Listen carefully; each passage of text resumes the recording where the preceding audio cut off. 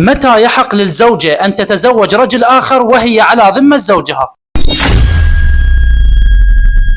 طبعا هذا السؤال بثلاث حالات. الحالة الأولى أن الزوج يرتد والعياذ بالله، يصبح من الصبح مثلا يقول أنا مو مسلم، أنا تركت الدين الإسلامي. هنا أنا شنو هاي الزوجة قبل تبين من عنده، تعتد عدة الوفاة باعتبار هذا شنو الشخص ارتد.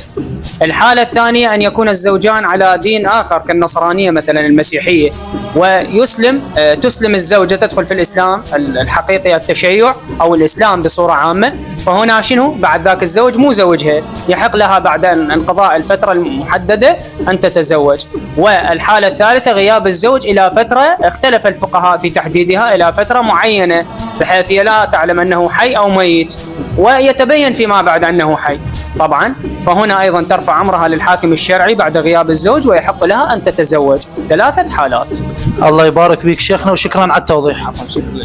طبعا هذا الجواب المختصر عن هذا السؤال اللي شغل هواي ناس وهواي يسألون على هذا الموضوع، فسيد وضح لكم بالتفصيل، وأي سؤال تحبون اطرحوه بالتعليقات.